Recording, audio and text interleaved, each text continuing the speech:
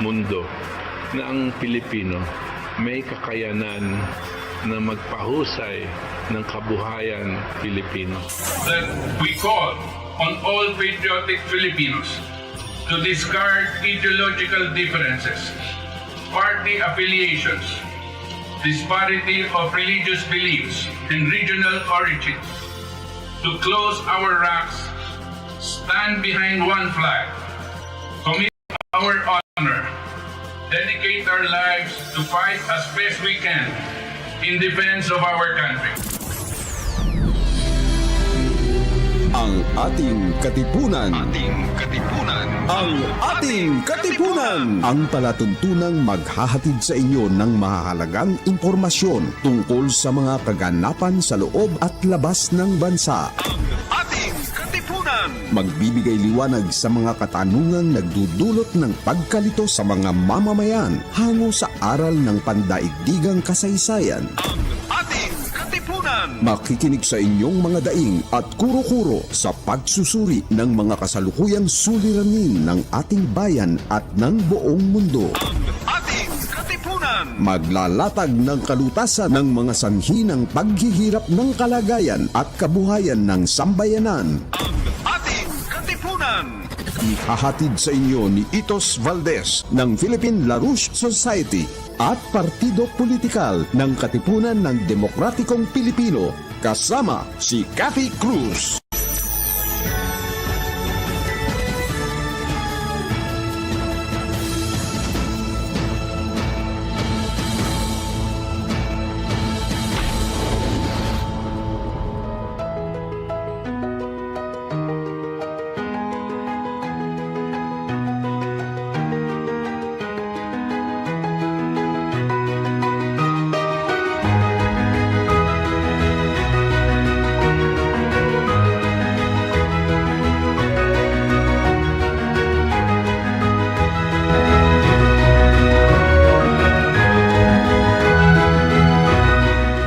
Ang oras sa hudyat, 2 minuto makalipas ang ikapito ng gabi.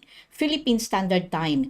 Ito po ang inyong katipon, Cathy Cruz, na inyo pong makakasama sa loob po ng 2 oras. Kayo po ay nakikinig dito pa rin sa himpilan po ng RMN DZXL 558 kHz sa inyong mga AM band. At ang himpilang ito ay kasapi ng KBP, kapisanan ng mga broadcaster ng Pilipinas. Ngayon po ay araw ng Linggo, ika-9 ng Hunyo 2024, June 9, 2024. At sa lahat po ng ating mga nagdiriwang po ng kaarawan ngayong buwan po ng Hunyo, maligayang kaarawan po sa inyo.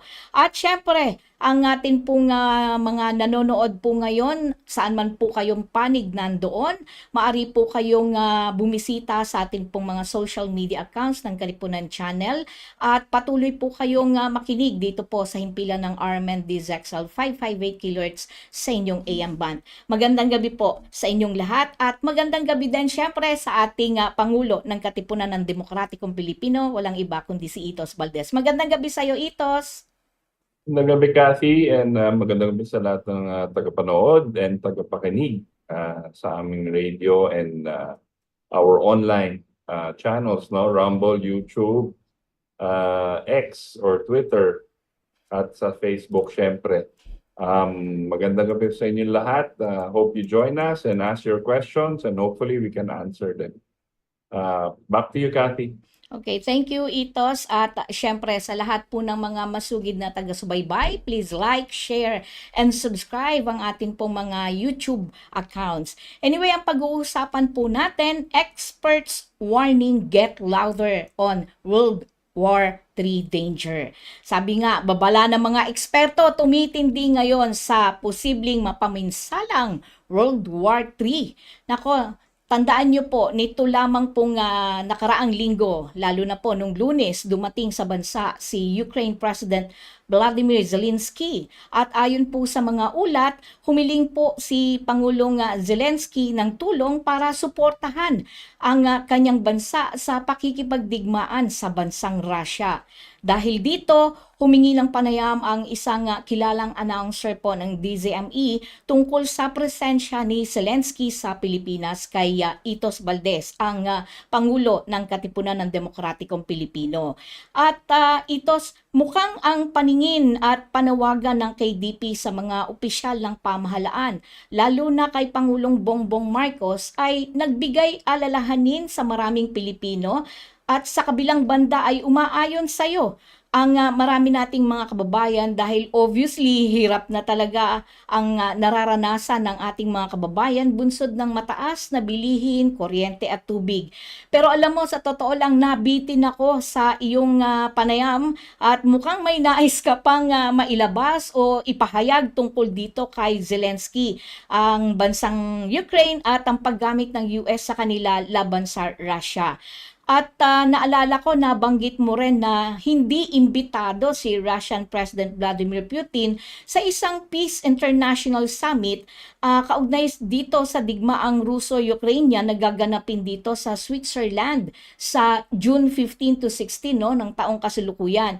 Subalit bago ang A15 ay may gagawin din ang Schiller Institute sa panguna ni Scott Ritter at Helga Zepp LaRouche, leader ng Schiller Institute at iba pang mga eksperto na magsasalita sa isang emergency press conference sa June 12.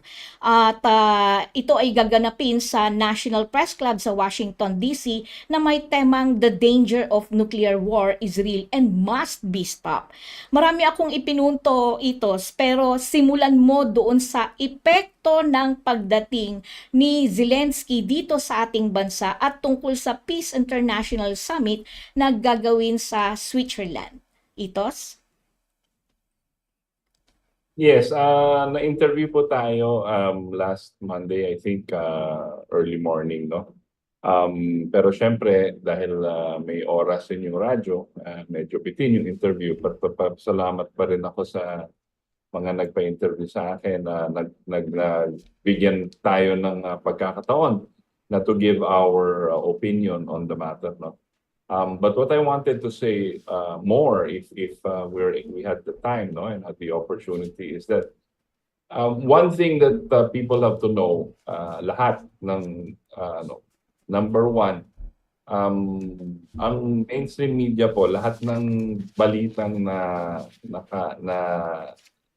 nakikita po natin sa mainstream media at sa dyaryo, sa TV at minsan sa radyo rin, kasi lahat sila, kinukuha nila yung international news from very few sources. And those sources, honestly, are not truthful. This is what I wanted to say. They are not telling you the whole truth. Number one. So you have to dig deeper. Kailangan na maghanap tayo ng totoong balita. You have to go to Twitter, you have to go sa YouTube, madami pong lumalabas at we have different tonight marami tayong eksperto and shows on YouTube na papakita namin sa inyo na they interview yung totoong mga eksperto sa nuclear war and military strategy from both sides, Russia and the United States. And makikita nyo po lahat ng sinasabi nila, sinasabi na rin po namin. At we wanted to show it and we wanted to give an opportunity dito sa ating live stream on Twitter, Rumble, and even on YouTube and Facebook na makita o marinig ng taong bayan ang totoo na nangyari sa Ukraine. The truth of the matter is, based on all of the intelligence reports of these military experts who are still connected to the intelligence network dun sa US and in Russia and in other countries, lahat sila iisa lang sinasabi, wala na yung Ukraine. There's no chance for Ukraine to do anything. And in fact, araw-araw, libo-libo ang mga namamatay sa army ng Ukraine. In fact, sinasabi nga nila at maririnig natin mamaya ang mga panayam ng mga eksperto, yun military experts, and security experts. And sabi nila, desperado na yung gobyerno ni Zelensky na nag-aano na sila, parang pinipilit na nila yung mga tao, yung mga lalaki diyan sa Ukraine, kinikidnap nila sa pamilya nila, sasalpak nila sa isang uniform, bibigyan nila ng baril, at papadala sila sa front line. Doon sila mamamatay. Yun po ang nangyayari ngayon sa Ukraine. At this is a very desperate time. And like I mentioned during the interview, si Zelensky nagsuspend po ng eleksyon sa bansa niya. So diktador siya. Ang diktador na yan, pinapasok natin sa Malacanang at winelcome parang state visit na hindi naman. Umiikot lang yan si Zelensky. Alam rin niya na hindi na sila makakabawi. The territories now are being taken over by Russia. Slowly. Kasi si Putin, hindi naman, ayaw niyang pumatay ng mga sibilyan. Ang ginagawa daw ng yung mga Ukrainian at yung army, ay nagtatago sila sa mga ospital, mga shopping mall, mga ganon. So maraming sibilyan. Hindi naman makapasok ang mga sundalo ng Russia doon kasi baka may mamatay. Yan po ang ginagawa. Yun lang po nagagawa nila. While this is happening, umiikot si Zelensky, nagpe-PR sa mundo. At hindi naman lang ako, hindi ako yung eksperto dito po. Ako lang ay mahilig mag-research at mahilig maghanap ng katotohanan. At yung mga nakalap ko, comparing all the news and the results and the events that are happening, makikita po kung sino yung nagsasabi ng totoo at hindi. That's what I wanted to say in the interview. Kasi puro tayo dito sa media naniniwala at kinukuha natin yung mga foreign news natin dyan sa mga regular sources, yung mga mainstream media na tinatawag, at yung mga news sources natin and news service is from, let's say, Reuters, or there's another news service before that we used to use. Hindi na natin pina-fact check yan. Hindi na natin dino-double check. Yun na ang lumalabas. Paano kung mali? Di ba? Tapos yan ang pinapalabas sa mga dyaryo natin, yan ang pinapalabas. Minsan nagiging propaganda na. Opposite na opposite. Baliktad po ang nangyayari ngayon sa Ukraine na binabalita dito. Okay? The other thing that I wanted to say is very dangerous. That US President Biden, may lumabas na nga na report last week, na pumapayag na siya na gamitin yung mga binibigay nilang armas sa Ukraine para umatake sa loob ng Russia.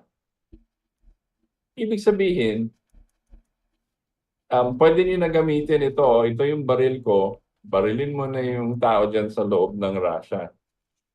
Huwag dito sa may gera lang, doon sa loob ng Russia pumaril ka. Anong palagay nyo ang mensahe niyan para kay Putin? Inuudyok nila at pinoprovoke nila si Putin na gumalaw at gagalaw na daw siya. This is what we're facing today. Kaya ang dami na nagsasalita, yung Schiller Institute, the LaRouche Group, so many military and intelligence experts are already warning. Nandito na po tayo. Tatanga-tanga yung mga taong sa mundo, kala nila walang mangyayaring gera. Isang insidenteng maliit, lilipad na yung mga nuclear missiles. Hindi to biro. Kaya yung mga ginagawang propaganda dyan sa South China Sea na kunyari, pinoprovoke po ang gera. At tayo pinapaharap. Diba? So this is very dangerous. Because Russia and China are not stupid. pinapalabas lang nila sa mga article at yung mga mainstream media at yung mga movies, popular culture, na tanga-tanga yung China at Russia, na masama silang tao. Hindi po totoo yun. Magbasa-basa po tayo, mag-research tayo sa history. Russia right now, according to US military experts, yung mga hindi correct at nakakapagsalita, yung mga former general, sinasabi na nila, delikado yang Russia yan, magaling sa gera yan. Magaling yan, hindi tayo mananalo dyan. Pero itong presidente nila, tinutulak at tinutulak. Or yung nagko-control ng presidente ng US, sa likod ng presidente ng US, yung mga forces, are pushing him into war. Pag may nakikita kayong video sa YouTube o sa Twitter na si Biden, ang dami-dami po, mag-research lang po tayo at i-repost natin. Kasi yun yung katotohanan. Yun po ang tinatago sa atin ng mga mainstream media. At yung mga mainstream media dito, hindi nila pinapalabas. In other words, ginagawang tanga yung mga Pilipino. Pinapalabas lang na yung PR. At sumusunod sila sa gusto ng US State Department. That's what's happening. Ito lang kailangan yung pwede nyong ilabas. This is corporate media, but the Filipinos should know the truth. And they should bring out the truth. They should research. It's all there. Hindi naman kailangan sikreto to. Nandun na. Hindi lang pinapalabas. At lalo nabobobo yung mga taong bayan natin.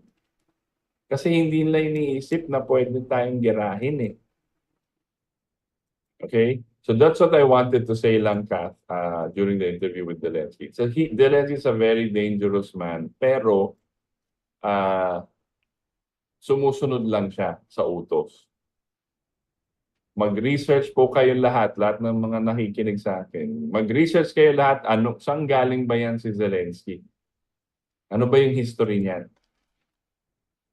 Nasa YouTube yan or nasa Twitter yan, hanapin nyo lang yan. Bago siya naging leader po, no? Ano ba nangyari sa Ukraine noong 2014? Ano ba nangyari sa Minsk Agreements? Makikita nyo po, hindi lahat ng binabasa at nakikita natin sa mainstream media ay hindi totoo. Makikita nyo po yun. At dito lang tayo. Tapusin ko lang to because we have several videos that I want them to listen to and to hear. But it's very, very important that they listen to this military. Hindi po ako military expert. Gusto ko lang malaman yung katotohanan. Kaya ang dami-dami kong pinapanood, ang dami kong pinabasa, at kinokompara ko. At ang conclusion po natin ay yung mainstream media, wala po kayong matututunan dyan. Kung yan lang ang source ng quote-unquote balita nyo po. Okay? Kat?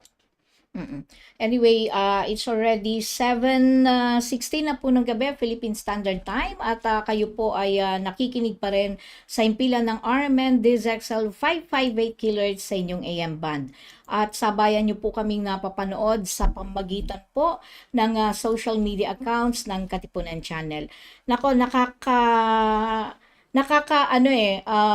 itos, kinakailangan talaga magpatuloy tayo na ipahayag, no, etong talagang mga tunay na nangyayari. Pero ang Right. isa rin na Sorry, Kata, interrupt kita. Okay. Nakalimutan ko yung sinasabi mong Peace Summit. Hindi Yes. totoong Peace Summit yon. Bola yon. Maganda lang yung pangalan nun. Yung sa Switzerland na ginagawa. Ang ginagawa niyan, parang umiikot si Zelensky sa mundo, nag-iimbita siya ng mga bansa. Pero ang sasabihin niya, mag-isa tayo against Russia. Yan ang sasabihin niya sa peace summit.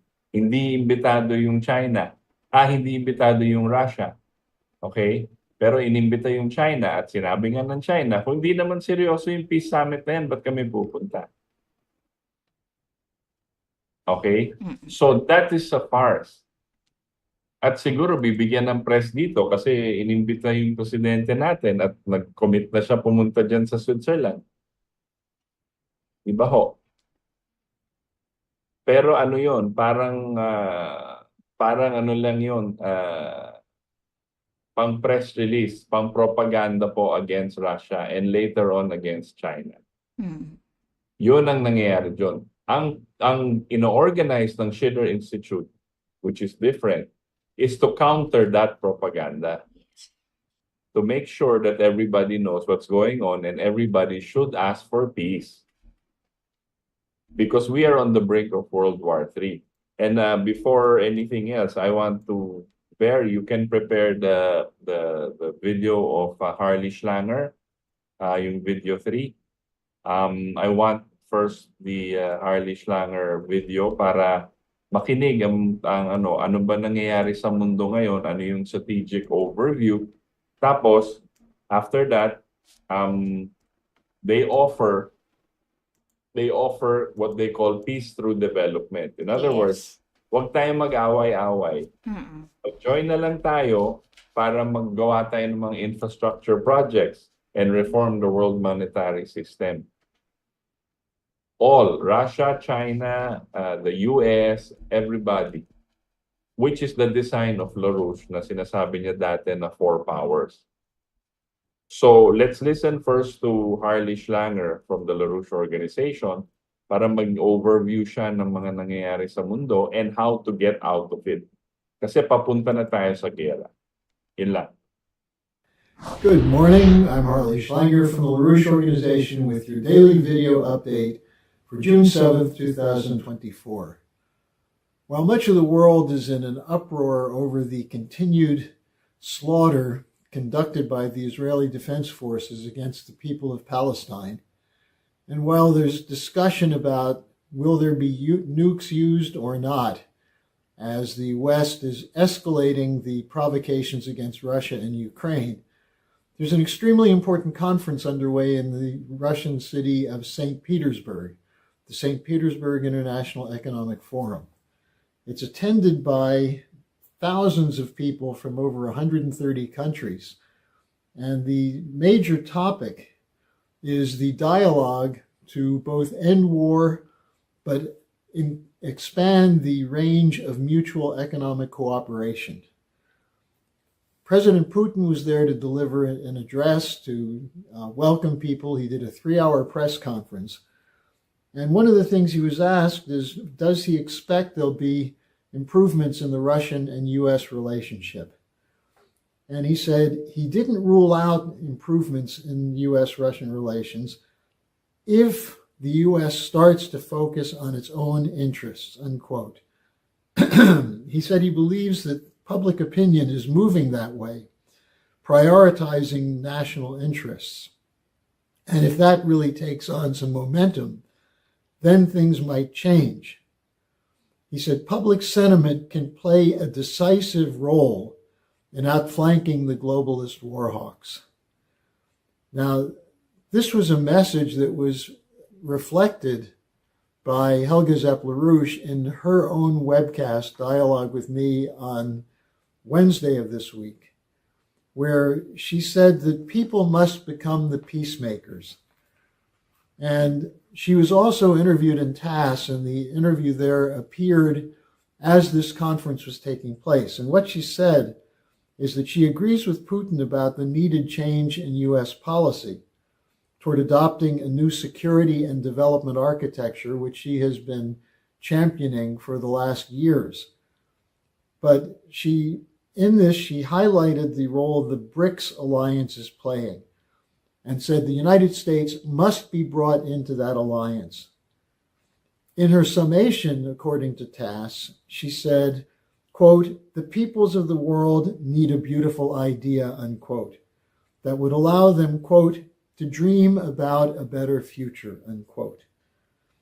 Now, much of the talk about the better future of cooperation rather than threats, bullying, and sanctions is centered around the BRICS.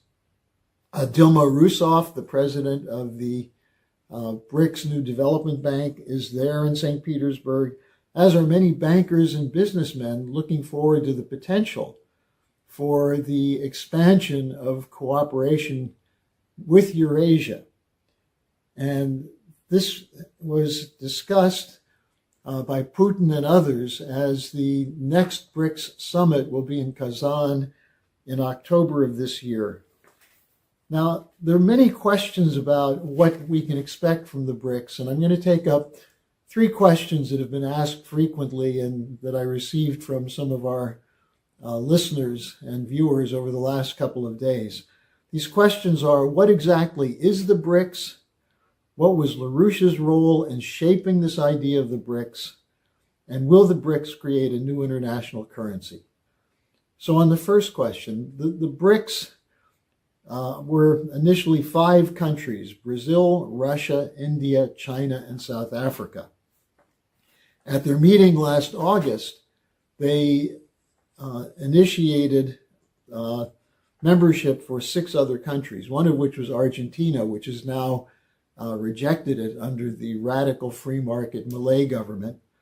The other new members were Egypt, Iran, United Arab Emirates, Ethiopia, and Saudi Arabia. These are not all consolidated yet, but it's interesting. Take a look at the map and look where Gaza is, and look at these countries I just mentioned: Egypt, Iran, UAE, Ethiopia, Saudi Arabia. That's the target area. Do you think that the escalation of the fighting there has anything to do with an attempt to disrupt the BRICS? Now, there are 30 more other nations requesting to join, including Indonesia, Algeria, Nigeria, and the BRICS as a whole have an enormous potential future, especially as you have countries such as the oil-producing countries, some of which have development funds and national currency funds, which could be used for the projects of the new development bank of the BRICS. Now, to get to the second question, where did the BRICS come from? A lot of credit is given to a Goldman Sachs analyst named Jim O'Neill, who provided a report. He presided over a group that wrote a report in 2001, and the proposal was based on the idea that Brazil, Russia, India, and China are growing economies, and they should be incorporated in some way in the G7. And people say, well, therefore, that's the origin of the BRICS. Well, the intent is what you have to look at.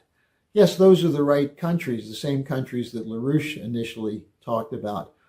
But his idea was to co-opt them, to bring them in as partners in the G7, which at this point would mean that they would be forced to surrender some of their sovereignty and go along with the green agenda, which was what has been pushed by the G7.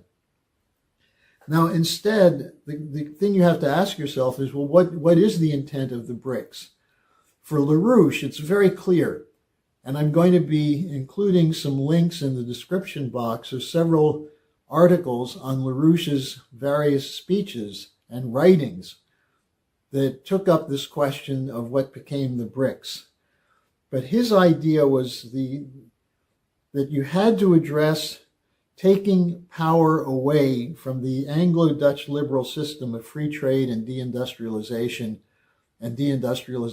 as the goal of the green policy. And what LaRouche said is that there are only a few countries in the world powerful enough to do that, and which would have the intent to do that. You know, Germany or Japan could play a role, but they're completely subordinate to the United States and the United Kingdom. So you take Russia, China, India initially, and then add Brazil, and then later South Africa.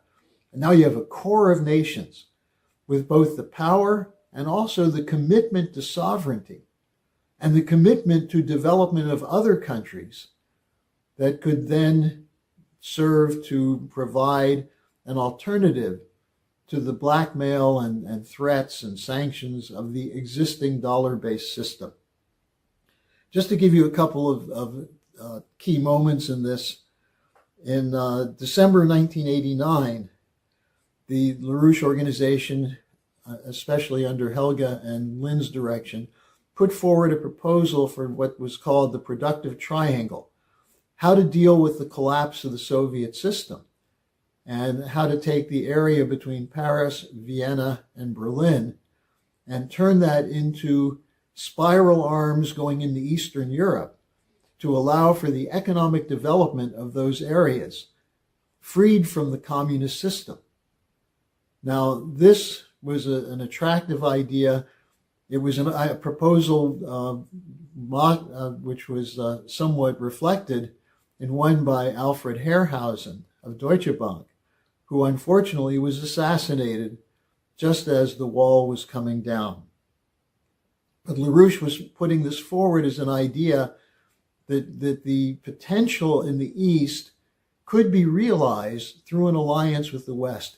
That's what geopoliticians of the British stripe have always been opposed to. The idea of a European alliance with Eurasia was the greatest threat to their empire, and they saw that as something that had to be stopped. Now, another major point in the development of this alternative system was in 1996, when Helga Zepp LaRouche put forward a proposal building the Silk Road land bridge, the basis for the mutual security interests of Asia and Europe. And this was part of an initiative to expand beyond the productive triangle. Keep in mind, 96 was what? The period of the shock therapy attack on Russia, the destruction of the Russian economy. And there were Russians who were looking for an alternative. And it was at this moment that the LaRouches represented the one serious alternative. In January 1997, then, Helga put out another article, The Eurasian Land Bridge, the New Silk Road. And this began to grow. It incorporated the idea that later was that of the Belt and Road Initiative, but continues to be this idea of an East-West collaboration. Now, at the same time, you had in Russia a reaction against the shock therapy of Yeltsin, which, as I think Jeffrey Sachs, one of the people who was involved in it at the time, said was more shock, less therapy. That is, there was no credit for development for these countries. Well, Yevgeny Primakov, the prime minister of Russia from 1998 to 99, put forward an idea of an alliance between Russia, India, and China. And this was picked up by Lyndon LaRouche in 2001 on a series of visits he made to Moscow, where he met with economists, scientists, and historians, and put forward the idea that became the BRICS alliance. Another moment in this was a webcast that LaRouche did in 2008, which was after the October 2008 blowout. The webcast was titled The Four-Power Agreement in its World Context. And what he called for is Russia, India, China, and the US to work together toward this new system. And this is what we're fighting for today. The BRICS is going. It's not stoppable. The question is, will the United States try to stop it? Or will the United States recognize that the true interest of the United States would be to join with the BRICS? Which brings us to the final question. Is there a new BRICS currency in the process of being developed? Well, the reality is that it's out of necessity that certain things are underway. A new system for trade and settling imbalances outside of the dollar system. That's already in process.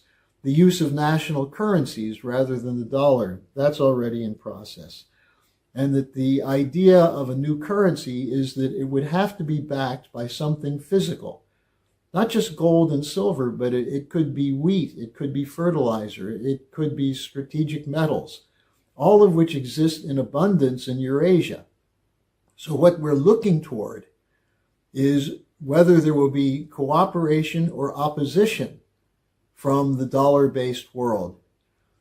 In the best of all possible worlds, the dollar would be part of the mix, and the U.S. would be part of this because the U.S. still has capabilities in science and technology.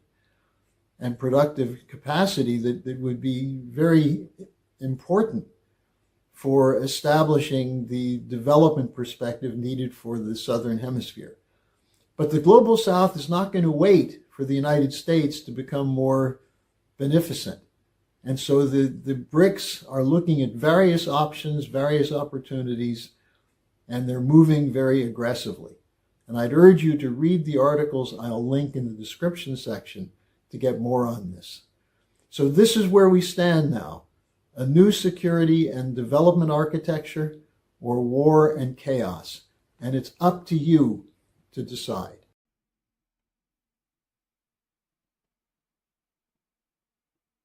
Okay, napanood po ninyo ang mismong si Harley Slanger. Siya po ang spokesperson ng LaRouche organization at napanood po ninyo na etong tungkol sa yung BRICS, no, Road to the Future, 'di ba, Itos?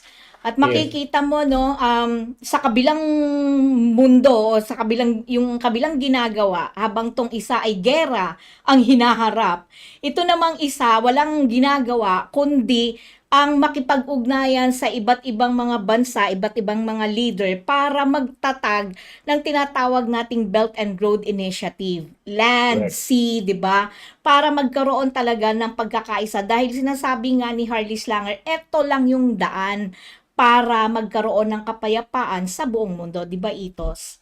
Right. And just like yung parang brand na yan ng LaRouche, no? Si Lyndon LaRouche, nakikita niya on one hand itong mga war hawks na tinatawag na gusto Yes. magkagera Yes. on all sides, on all countries. During the time, the 80s, 70s, Cold War yan. At tapos nagdadagdag at nagmamanufacture sila ng armas. So may tinatawag na arms race. So si Lyndon LaRouche nagpro-propose ng a scientific solution to combat the threat of war, which is he worked with President Reagan in the SDI. Now the SDI is a technology that would at that time use laser beam, na pag nag-launch yung isang country ng nuclear missile, yung laser beam na yon tatamaan siya at magiging inutil yung missile. Hindi na mag-arm yung mismong trigger sa loob ng missile na yan. At gustong-gusto ng US yan. Ang problema, sabi ni LaRouche, kailangan bigay rin natin sa Russia. Bakit? Kasi pag isang bansa lang ang may ganun teknolohiya, mas delikado ang mundo. Correct. Kailangan bigay niya sa lahat para wala ng threat ng war.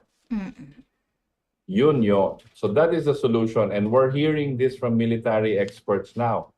Kasi sinasabi nga nila, yung drone strike ng ginawa ng Ukraine pagkatapos nag-announce si President Biden na pwede nilang gamitin. They hit Russia in an area, mountainous region. They hit a couple of early warning radar systems ng Russia. Yung tinatawag natin early warning, we talked about it last week. Yung early warning na yan, ibig sabihin, nakaka-detect pag may nag-launch na, nagpalipad na ng isang missile. Okay? Pag nag-early warning na yan, nakita na ng Russia, makaka-react pa sila.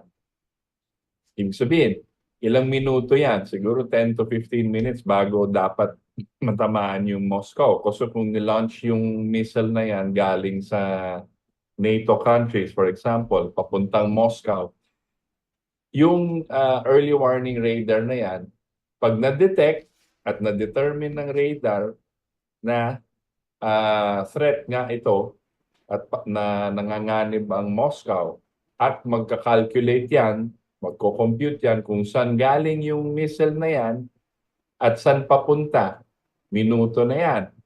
Tapos sasabihin nila, tatawag sila dun sa country yun, nag-launch ba kayo ng missile? Pag sinabi ng di sumagot, may protocol na sila, tinatawag nilang nuclear protocol. Ang US at yung Russia may ganito, nuclear protocol. Kasi kailangan, step by step, lahat ng mga security systems, i-checklist mo yan bago tuluyan na mag-nuclear war. Kasi alam ng lahat, pag nagtuluyan ng nuclear war, pag nagpalipad na lahat, walang mananalo dyan. Walang mabubuhay dyan. Tanga-tanga na lang ang mga ibang eksperto dyan na sinasabi na ang US ay lamang. Aanhin mo yung sunog na pagkain, hindi mo rin makain kahit ikaw na lang nabuhay. Correct. Diba? So this is what they're warning about. At pag tinamaan yung early warning system ng Russia, wala na silang oras para magdesisyon. Pag na-detect na yung isang missile, rather than 15 minutes, they have 3 minutes to detect and to decide anong gagawin nila. Okay? Yan mas delikado at yan ang gusto mangyari sa mga nagko-control kay Zelensky at kay President Biden ng US. Okay, yan ang delikado dyan. Now, ano yung sinasabi ni Harley Schlanger? Ang sinasabi niya na we have a chance to organize these nations on a new idea, more positive, hindi yung negative na puro gera at puro sakit at puro yun yung kabila, yun yung tinatawag na yung mga World Economic Forum na WEF. nagsasabi patay na lahat kasi climate change, wala na tayong magawa. Dahil dami na masyadong tao. Si Bill Gates, sabi niya, kailangan 15% reduction ng tao. 15% of 8 billion. I-compute nyo nga yan. Yan ang sinasabi ni Bill Gates. Initial lang po yun. Sabi niya, and Bill Gates is the #1 promoter and supporter of vaccines sa mundo. Siya yung nagtutulak ng mRNA vaccines. Okay? Siya yung #1 private contributor through his foundation to the WHO. Kaya tulak ng vaccine itong mga WHO at yung mga matatalinong DOH natin sumusunod lang. Di ba? Lumalabas na lahat. There is a landmark decision by a court. Ninth Circuit Court yata yun sa hindi ko alam anong state ng US. Pero sabi niya, ang mRNA daw ay hindi vaccine. Hindi maituturing na vaccine. Malaking desisyon po yan. Kasi pwedeng ihabla ang mga pharmaceutical companies dahil hindi nila pwedeng tawag na vaccine. Malaking issue po yan at nanggugulo lahat ngayon sa mundo. Sa Japan, magulo dahil doon. So there is so much transformation happening sa mundo ngayon. There is a pushback from the people against these big corporations that seem to want depopulation. Okay, so back to Harley. Ito yung side nila. Gusto nila gera, gusto nila depopulation, gusto nila sakit. Sabi ng Harley, ito dapat positive. Dito tayo, humanity can work together to promote development and cooperation in all nations. And the BRICS is an example of that. Kasama yung China, Russia, and India dyan. China, Russia, and India, the most populous nations on Earth. Tapos lahat sila nag-de-dollarization na. Ibig sabihin, they're taking out, they're decoupling from the dollar. Ibig sabihin, ayaw na nila mangailangan sa dollar. Ibig sabihin nun, yung dollar ng US, sana nila makuha yung lakas nila. Yung mismong currency. Wala na. Kasi itong mga Saudi Arabia, India, Russia, China, you know, Russia is the #1 oil producer sa mundo ngayon, ha? #1. energy. He still supplies energy to Europe. Kahit ginagago na siya ng NATO, nagbibigay pa rin siya. This is what's happening sa mundo. So, and this BRICS and the LaRouche organization has always been on the side of humanity. Ibig sabihin, let's not make war. Let's develop humanity. Let's strengthen the general welfare of all peoples of all nations.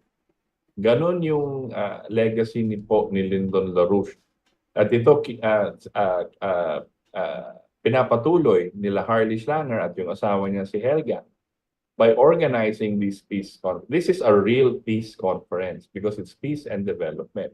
The other one, which we will show in the next video, is Russia organized the St. Petersburg International Economic Forum na marami pong nations pumunta. It is an international forum where peace and economic development were discussed. Yes. Okay? And I want to show you this next video kasi hindi yan pinapalabas dito. Wala kayong maririnig sa mainstream media. Dyaryo, lahat, wala. Pero ito yung nagaganap. And it shows the intention of Russia. Hindi siya nag-organize against Zelensky. Diba? Hindi siya gera yung hanap niya. Naghahanap siya ng cooperation and peace. Sino bang may ayaw na yun? Diba? So we want to show an excerpt of an interview. Again, this is from YouTube. This video, hanapin ko lang yung, okay, it is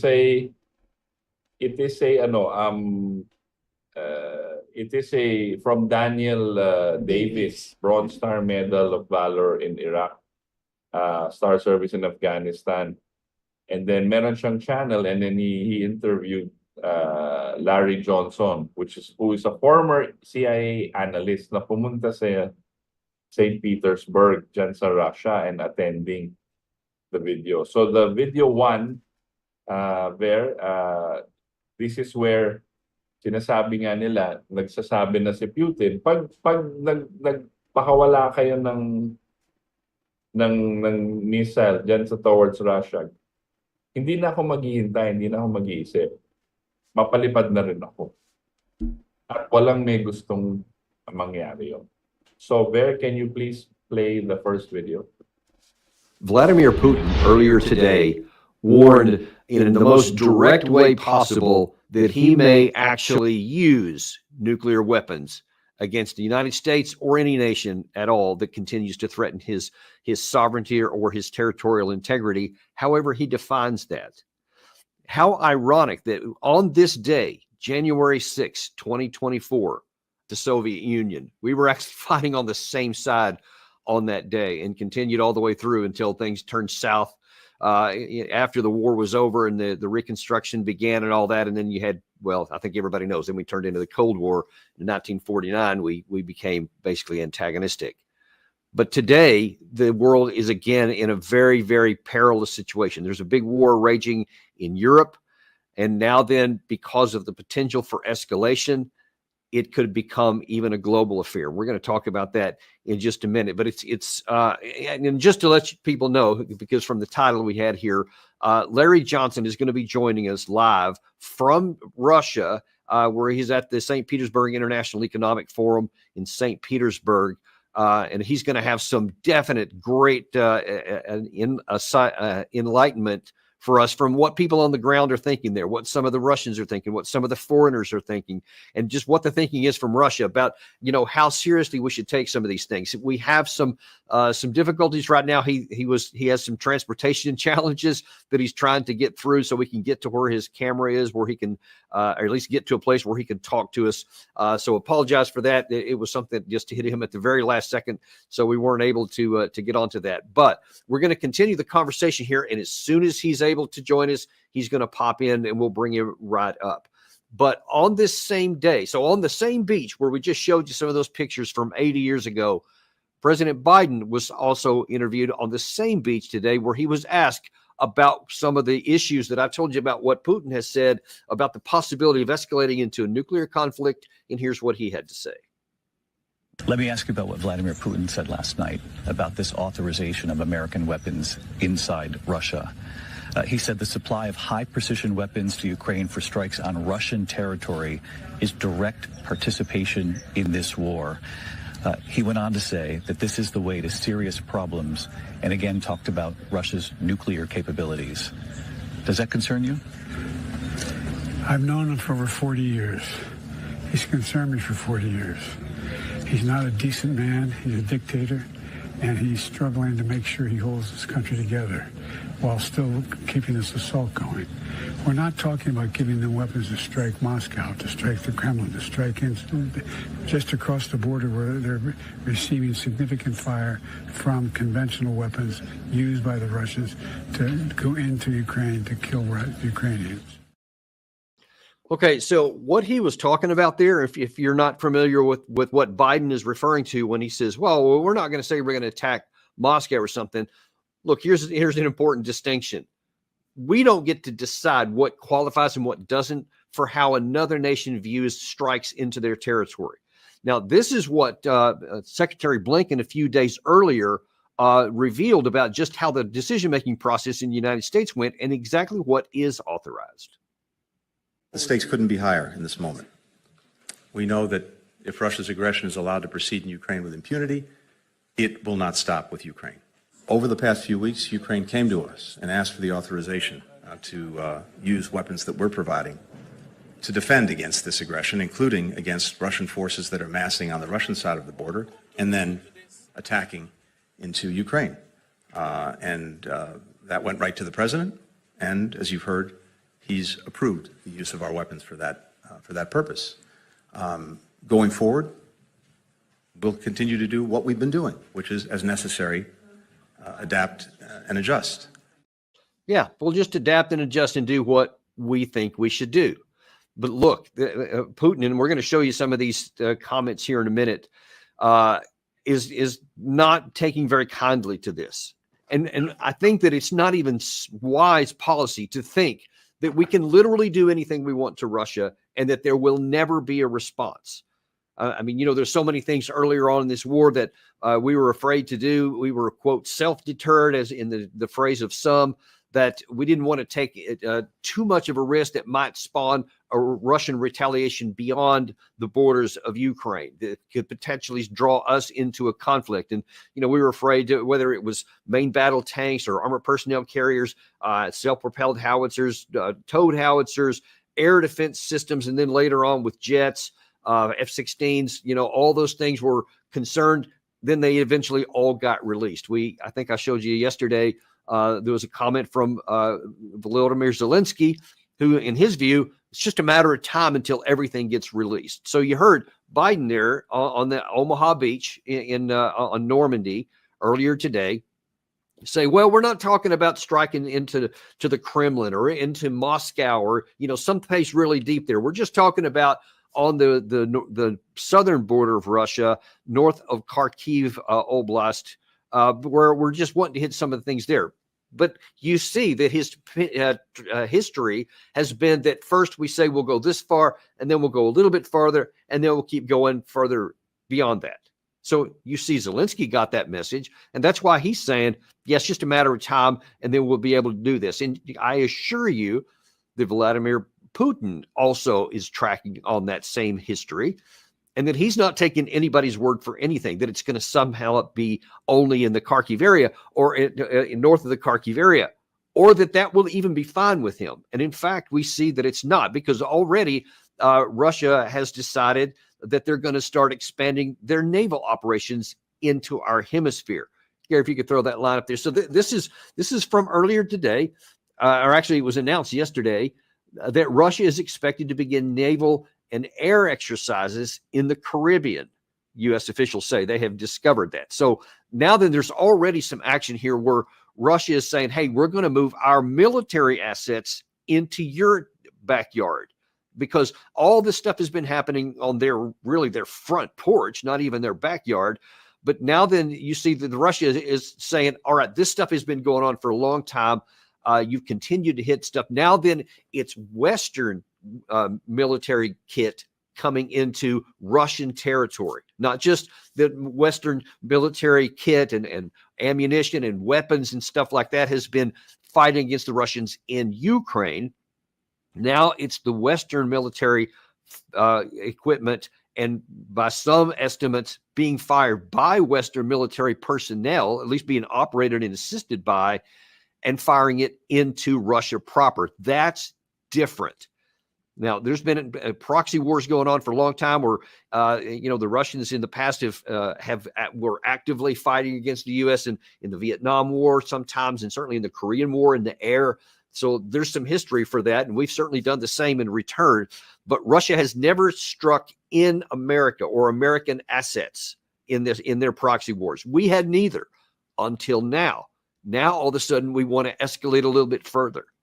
And the thing that's so frustrating to me is that there's no value to this. There's no upside to the West. That somehow that's going to be something that's going to trip the advantage back over to the Ukraine side, and somehow they're going to be able to win, because it almost doesn't even have any impact on the actual fundamentals of the war, and that is who has the most artillery shells, who has the most rockets and precision missiles, who has the most glide bombs, who has the best electronic warfare, who has the most artillery shell production capacity, the most artillery shells, the most artillery pieces, and of course, the most important, who has the most personnel and the most trained personnel to have. Those are the things that determine whether the war is won or lost on the ground. What do these handful of pinprick strikes into the Russian territory have anything to do with all of those fundamentals? It has nothing to do with it. You may have heard me mention on some of these things before, but listen, like whether it's these glide bombs that you're seeing on the screen right there, what we've talked about before, or any of the other capacities the Russians have, they have the ability to produce a lot more of them and do them a lot better on the Ukraine side. Having a handful of pinprick strikes deep into Russian territory or anywhere with American stuff is not going to change any of these dynamics. And listen, in case you're unclear about this, I saw Jens Stoltenberg, the Secretary General for NATO, many times recently, and again yesterday, keeps wanting to say what sounds plausible. Hey, Ukraine has a right to defend themselves, and if Russia's attacking them, they have every right to attack into Russia. No one's questioned that. That's not been an issue. It's never been an issue. Do you realize that Ukraine actually fostered an incursion into Russia earlier this year, into the Belgorod area, with his alleged some kind of freedom fighter Russian troops, allegedly, that conducted this. And they actually had an incursion where they actually, for a period of time, took over some small villages on the Russian side of the border. The Ukraine side has been firing into Russia for a long time, for years, actually. And earlier this year, actually, they had some pretty decent success at some Russian fuel depots, at some fuel processing plants, ammunition depots, etc. Some of the factories that are making some of this. So they've been doing this for a long time, whether it was with groups that were on the ground that were doing sabotage things or drones, or some of their own missiles. They've been doing this for a long time. So no one has stopped them, and they have been doing it. Russia understands that part. You're at war with Ukraine. You understand that's what the enemy's going to try to do.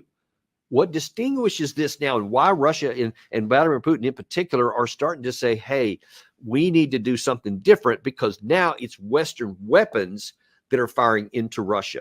And we've already seen some of the HIMARS have been firing into Belgorod. There's some additional reporting yesterday that it's continuing on. And now then, that is a direct change. That's something that, like I said, with the proxy wars, that's something that hadn't happened before, that the West was actually firing into Russian territory, killing Russian people, destroying Russian military targets. That is different. So now then, when we start seeing Putin say he's going to escalate by doing the same thing, and we're going to show you this shortly, where Putin said that they're going to do the same thing against American/Western assets, who knows where, he was unspecific, in the world. Does he really mean that? Or is he afraid to escalate? Is he afraid to tit for tat, which is what Russians have historically done for many, many decades? going back to the USSR times, where those, if the West does something, they do something similar in return, something equivalent. They haven't done that so far then. But the question is, will they do it now? Now, I've already talked to many people in the West here today, and a lot of them are like saying, yeah, no, this is just more of the same from Russia. It's just a bunch of threats. They're not going to make good, because they know that there would be consequences if they do that.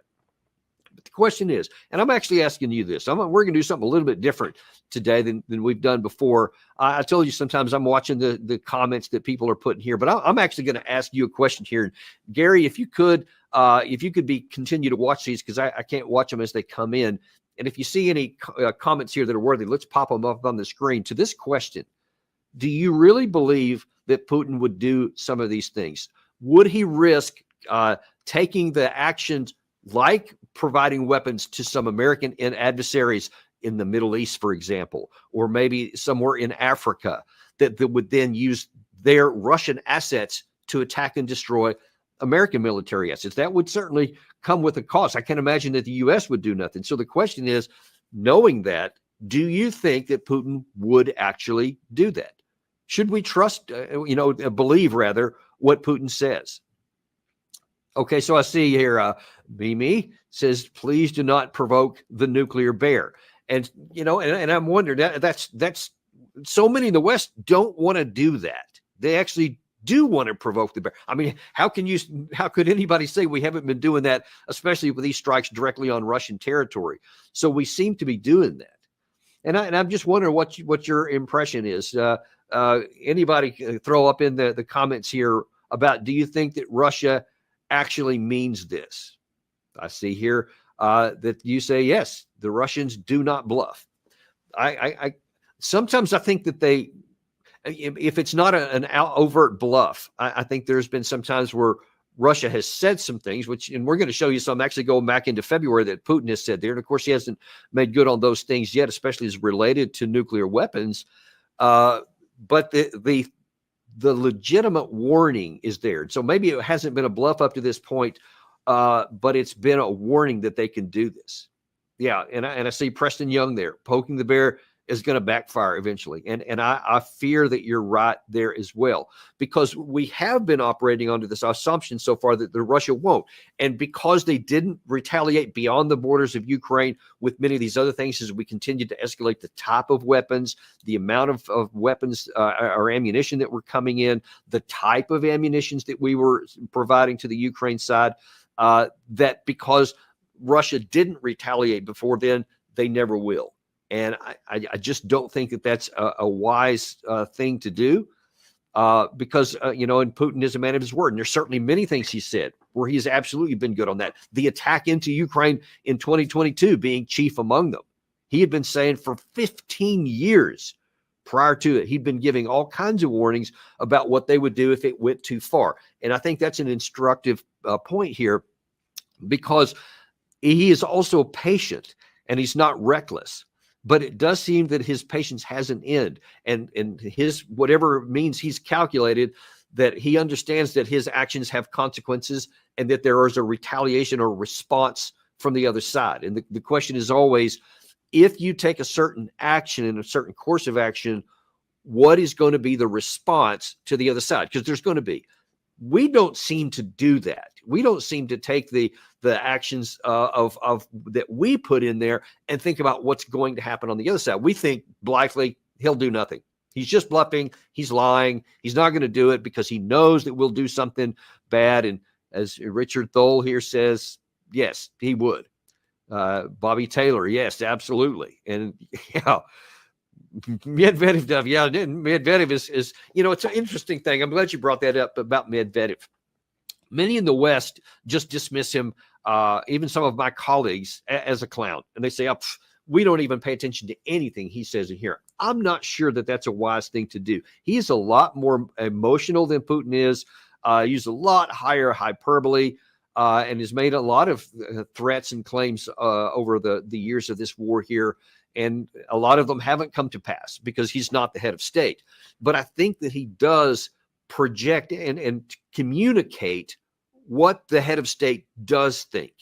and what many people in Russia do think. And I know I see a lot of that echoed in some of the Russian media that comes out here. But the question is going to be, is that like, hey, this is your last chance. This is your last warning. Because if Putin does make good on some of these threats he's been making, there's going to be a response. I mean, there will be. I think it's fair to say that if Russia gives weapons, and I'm just doing this hypothetically, I don't have any insider knowledge here, but based on what Putin said, it's reasonable to suggest that, for example, he may give some to some of these anti-American groups in Syria, because we have bases in Syria and in Iraq. And there's plenty of Islamic groups that don't like the United States, and perhaps Russia finds some way to get strong weapons into them. They strike and hit some of these bases and kill American troops there. There is no American president that has ever existed that would be able to take something like that and do nothing. So the question would be then, what would the U.S. do in retaliation if Putin makes good on this? And he has to be ready to accept that response.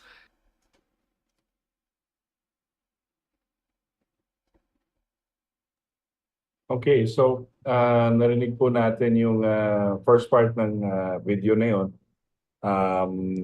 This guy who has this channel, I encourage you to follow him kasi marami siyang ini-interview ng mga military experts and political experts. Yung talagang eksperto, hindi yung parang dito mga nagpapanggap na eksperto na hindi naman.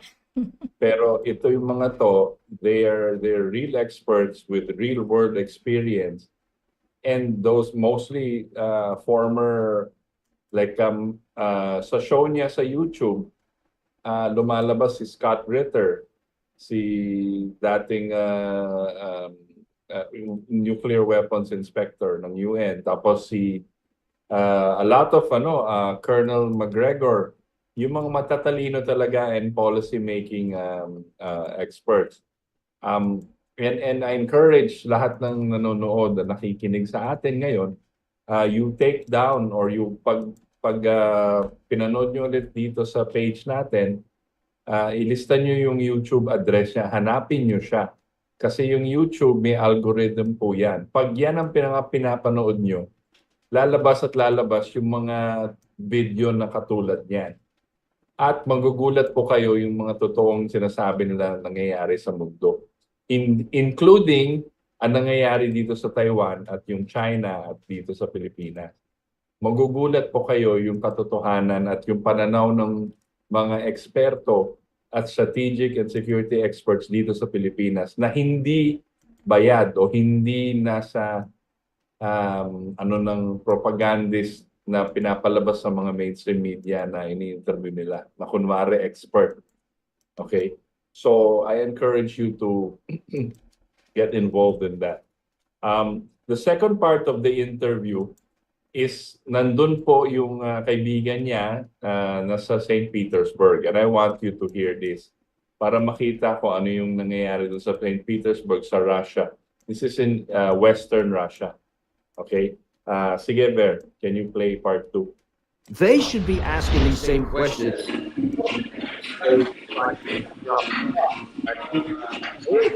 Larry, welcome to the show here. I'm grateful that you finally found a way to pop in. We're sitting atop a hotel in downtown St. Petersburg. And it's this restaurant called Mansarda. I'll just give you a quick scan. That's awesome. Hey, I wonder if you could just kind of tell everybody real quickly, what are you doing there in Russia, first of all? What's the event?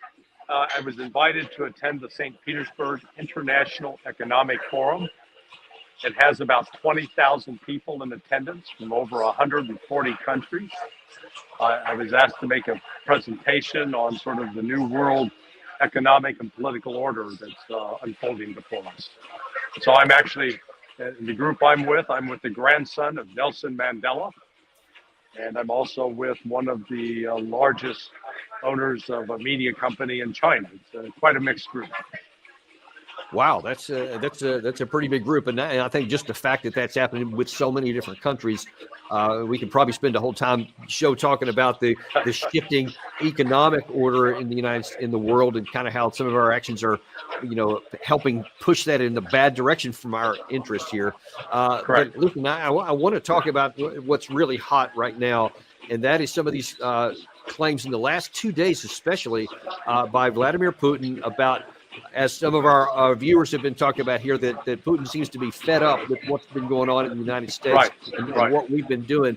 I want to kind of get a running start into this. I'm going to show you something that Putin said actually in February of this year to kind of show the progression of where his mind has been. Watch this one first. They're talking about the possibility of sending NATO military contingents to Ukraine. But we remember the fate of those who once sent their contingents to our country. But now, the consequences for possible interventionists will be much more tragic.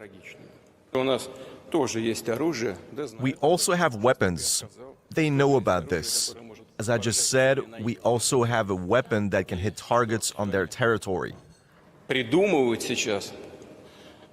And they should understand that what they're doing now, trying to scare the whole world, it does risk a conflict with nuclear weapons, which means the destruction of civilization. Now, I don't know if Larry, were you able to hear that? Yeah. Okay, perfect. Yeah. So that's what he said back in February, and elsewhere in that same conversation, he ended it by saying, "Don't these people understand that? Don't they understand what they're playing with?" And it almost seems like that some in the West don't, or that they think that he'll never do that. But as we see in this one, first of all, let's hit the one from yesterday, I think on the 5th of June, to where he finally says, to quote one of our viewers here, that he was fed up with our BS, so to speak, is that he says, okay, you've been using your weapons to give to Ukraine to fire on my territory.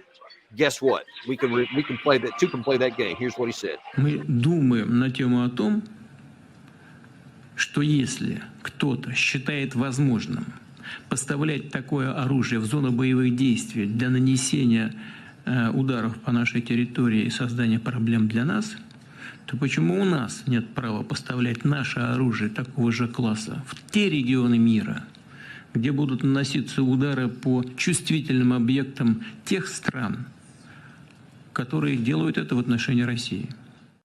So let's take a look at that first, Larry.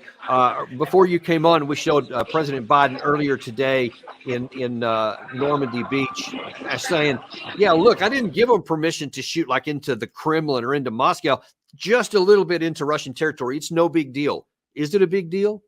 Huge deal.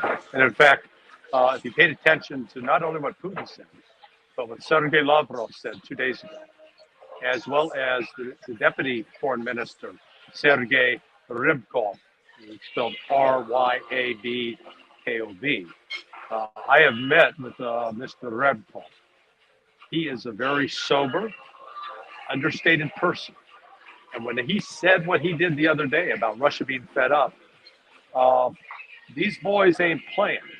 They're not talking like Washington, D.C. politicians saying one thing meaning another. They mean exactly what they're saying. So here's what I think we're going to see.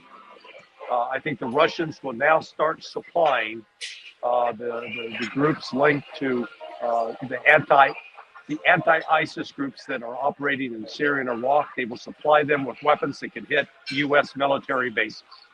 They will supply the Houthis with weapons that can hit U.S. ships. They're not playing.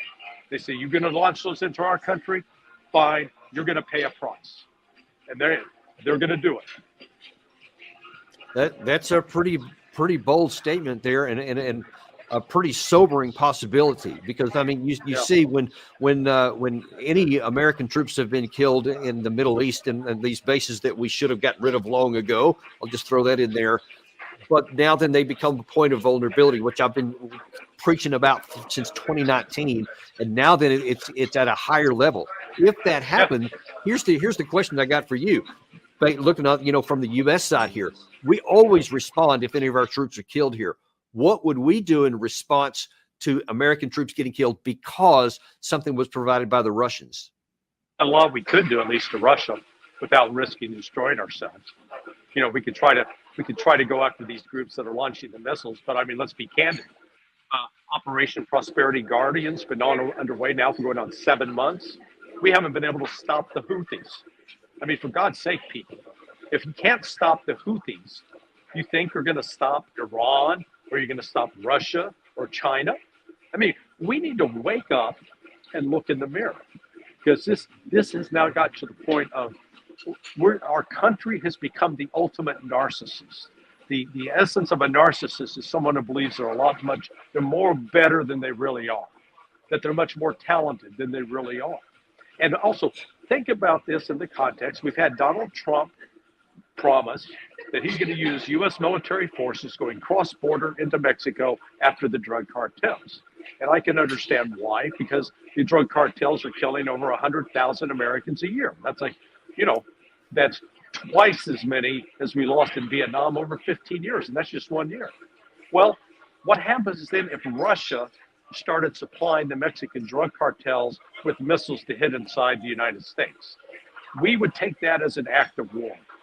Well, by God, that's exactly what we're doing to Russia in Ukraine, because Russia had as much reason to go across border into Ukraine to stop the killing of Russians as Donald Trump is talking about going into Mexico to go after cartels. But see, that's our problem. We can sure dish it out, but by God, we can't take it. So what's going to happen, Larry, if let's just use that example there. Let's say that one of these anti-American violent groups in Syria gets these weapons, makes good, kills American troops. And let's say then that Biden then says, okay, to complete that game, we're going to take out Russian assets in Syria because there's plenty of them there. What happens then? The Russians will retaliate, and the United States will be at war with Russia, and we're not ready to go to war with Russia. Like I said, we can't even stop the Houthis. So on what planet do these people live that, we allow the Houthis to continue to attack ships in the Red Sea? We can't stop that, but by God, we're going to shut down the Russians. The Russians have the most combat-tested military in the world. There is no other military that is combat-tested and ready as they are on all fronts. Infantry, air power, and when you put those two combined, the United States we've been fighting the third-rate team. We've been fighting the guys that don't have fixed-wing aircraft. They don't have close air support with a rotary wing aircraft. They don't have artillery that can fire 30, 40 miles at us. They don't, on and on and on. We've been used to fighting guys in sandals with AK-47s and some mortars. And we call that combat. We have no idea what combat is. And what Putin and the rest, when the foreign ministry is talking this way, it'd be one thing if it was the Ministry of Defense. But when the foreign ministry is talking that way, it's time for American politicians to wake up and recognize we've been poking the bear is awake, and you do not want to mess with a hungry bear. Now, why do you distinguish between the Ministry of Defense and the Ministry of Foreign Affairs? For the American audience who may not understand any distinction, why is that noteworthy? Because the Ministry of Foreign Affairs they're about diplomacy. They're about talking. They're about trying to calm things down. They're not out poking people in the chest and saying, hey, calling them other names and questioning, their parental heritage. These are people that are skilled diplomats. They're about making friends, not about creating enemies. And the fact that they've gotten to the point that they don't feel like they can have any conversations anymore with anyone in Washington is alarming. And I've heard that directly from one of the senior foreign ministry types. They go, who do we talk to? We're ready to talk. Who do we talk to? Nobody's answering the phone at the Biden White House. He's too busy trying to figure out what flavor ice cream he wants before he goes to bed. Yeah. So we actually had Doug McGregor on yesterday talking about some of the similar things that our forces are trained in counterinsurgency warfare. And I mean, most of their entire careers of the people who are in right now. And so we just have no idea what coming under that kind of firepower. I've seen like the toss flamethrower systems have just had devastating consequences. The glide bombs, all those things on the front line. And I'm talking about somebody who fought in an armored warfare early on. And even I only had a fraction, just a small taste of what the incoming fire that we would face if we go in today. So I totally agree about this, about how difficult that process would be. But let's look at the next level. So you just painted a pretty good picture to why on the tactical, on the battlefield level, we would not be in a good place if we get into a fight with Russia.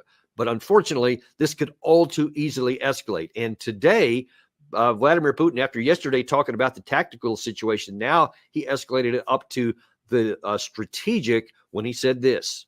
Американцы — единственная страна, Соединенные Штаты, которая использовала ядерное оружие во Второй мировой войне. Хиросима, Нагасаки — 20 килотонн. Наше тактическое ядерное оружие — 70-75 килотонн. Это такое ядерное тактическое оружие. Давайте не доводить не только до использования, а даже до угрозы использования. На Западе считают, что Россия никогда этого не использует. У нас же есть ядерная доктрина. Посмотрите, что написано. Если чьи-то действия будут угрожать нашему суверенитету и территориальной целостности, мы считаем для себя возможным использовать все имеющиеся в нашем распоряжении средства.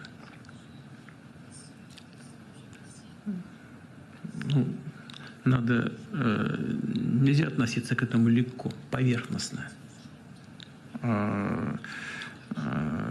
Нужно относиться профессионально. Now that kind of ekes back to what you were saying a second ago about professionally, like on their diplomatic side here.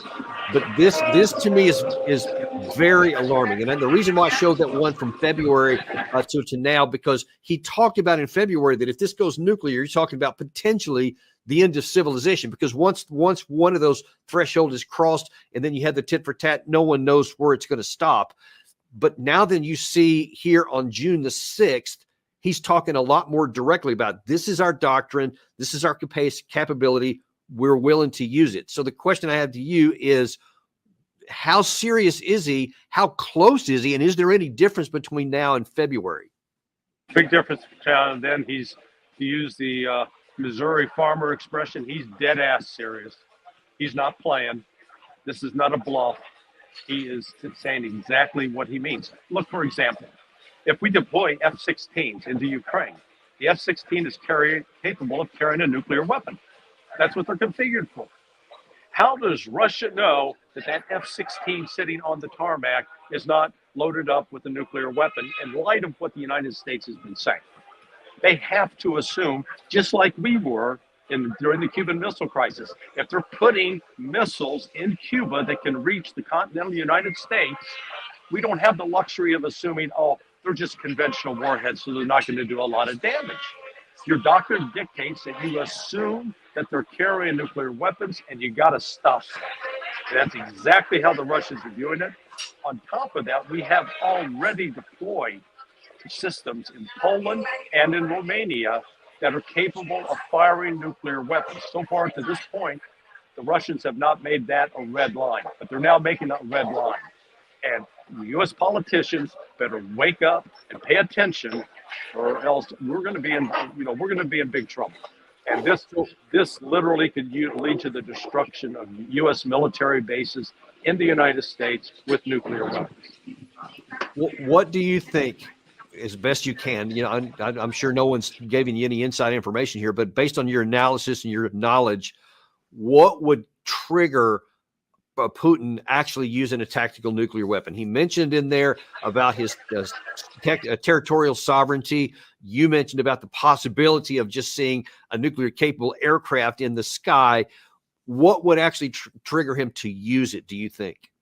I think if we used a Taurus missile, a German Taurus missile, or an ATACMS that hit one of the strategic radars that Russia has deployed, that would probably elicit a Soviet response with a tactical move. If it's drones, they're irritated by it, and but they're going to step it up conventionally. You know, they view nuclear as a last resort. But the thing the United States needs to understand is Russia has at least prepared. Now, when I say they prepared, they don't go into it with the illusion that, oh yeah, we can win this without losses. They recognize there would be terrific losses. But this is a country that lost 27 million people during World War II and survived. The United States lost a grand total of 430,000 to 470. We still don't have good numbers. That's total in Pacific and European theaters. To put it in sort of numbers people can understand, 16 out of every 100 Russians died during World War II. In the United States, only 20% of one person died out of 100. So the Russians understand the risk that comes with that loss. That's one of the things Americans don't. We've been playing war for the last 60 years. Yeah, we lost 58,000 in Vietnam. And if it was one of your family members, that's a loss that you can't put a price on. But for the rest of Americans, it's no big deal. Nobody was deprived of being able to fill their car up with gas or go to a movie or go out to eat, or they'd have to make any sacrifice. Those sacrifices are paid by these other people. And so when we live in that kind of fantasy world where we've been able to launch wars in Iraq and in Syria and in Afghanistan, and we pay really no price at all, it's easy to go to war and to make these kinds of threats without understanding the consequences. Larry, And I wonder Russia- if you can kind of explain what the Russian doctrine of escalate to de-escalate means in general terms and how that might look like if it is, because obviously Russia, if they use nuclear weapons, it's not going to be because they want to get into a nuclear exchange. They want to prevent that. What would that look like in reality? They'll take out strategic targets that the United States could potentially hit back with. And at the same time, they'd be prepared with their defense systems that are quite capable of shooting down intercontinental ballistic missiles. Not 100%, but what they're going to demonstrate, they will basically castrate the United States. We will be unable to respond, and that is where the United States has never been in that position in our history, but we will be confronted with that if this escalation continues, and it's senseless. There's no need for it, but we continue to portray Russia as some totalitarian dictatorship that is intent on conquering the world. That's just a lie. It's nonsense. All Americans need to do is come visit. You'd be surprised at the number of Americans I've run into that have moved from the United States to Russia. And why? Because they're finding more freedom here, believe it or not. That's what they're telling me. Now, I wonder if you can, because we're running a little bit low on time here. I wonder if you can tell me what is the mood there among the Russians? Because if you're talking about nuclear weapons, or talking about using tactical weapons, elsewhere in the world and kind of a tit for tat, that's probably one thing. But even the talk of possibility of using nuclear weapons, everybody understands one could come back. How do the people there view the threat here, and do they worry about what Putin's saying? They don't I have not heard anybody say, "Oh boy, Putin's lost." No, they're just the opposite. They see Putin having been very, very patient. So far, the war really hasn't touched the Russians. I've been in Moscow and St. Petersburg in the last 6 months, and there's not a lot of talk about the war. You don't see a lot of signs up. I've seen a couple of signs offering people a contract to come, go to work with the Russian military. But they're largely untouched by the war right now. But there is growing concern that if the West keeps escalating this, they feel obligated. What has happened is it's rallied the population around Putin in a way. He's got more support now than he did 2 years ago.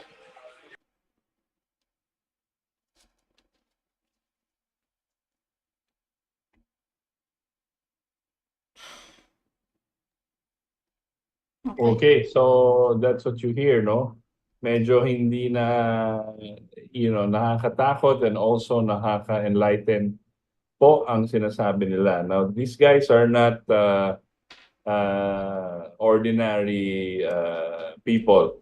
Yung mga nagre-report po dyan, and even the show host has a distinguished career in the military, and nakakita na yan ng gera.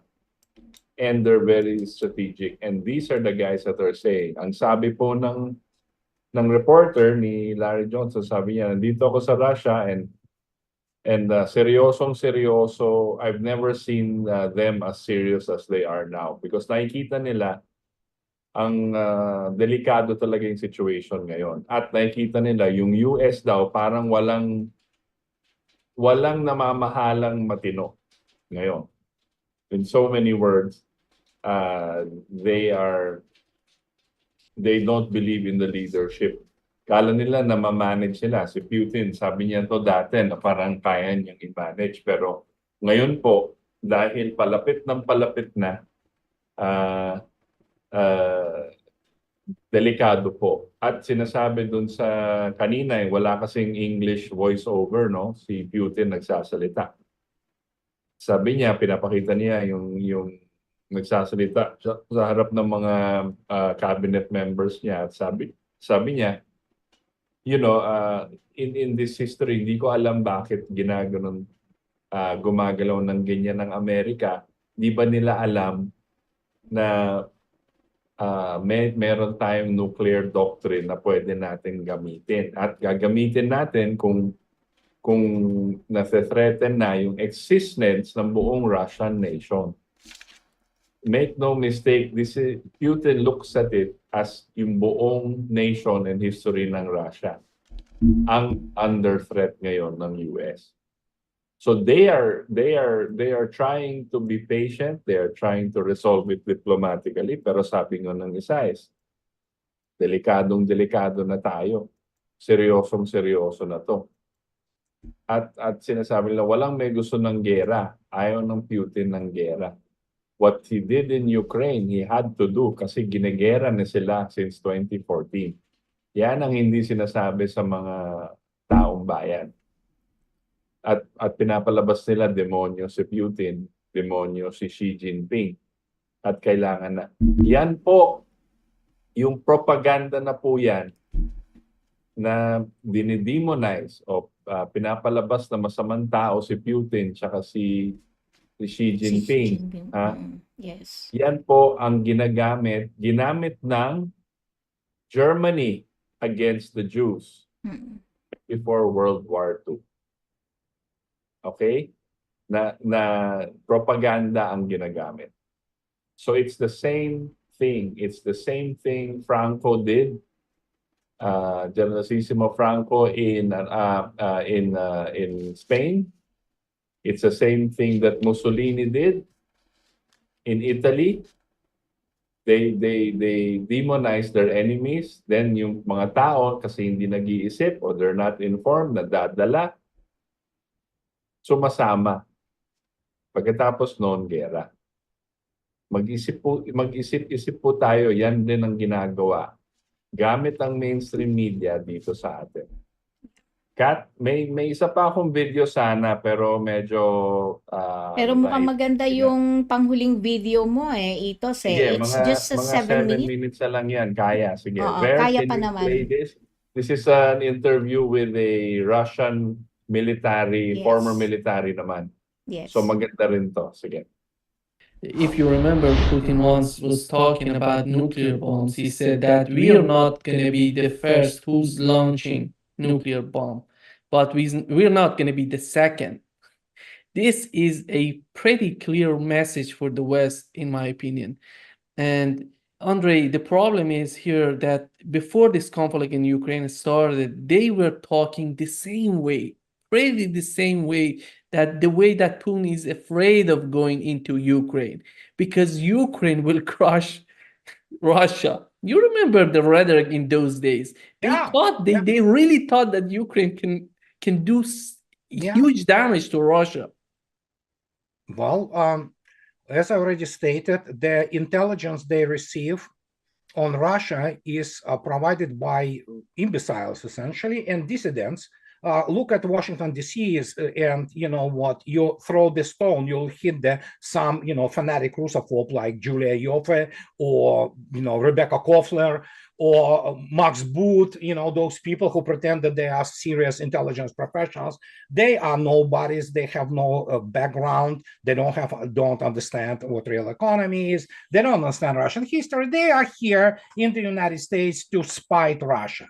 Okay, and so they live there with fantasy, and they obviously very little positive has to be stated on number of the immigrants who contributed to this sheer idiocy which United States had about Russia.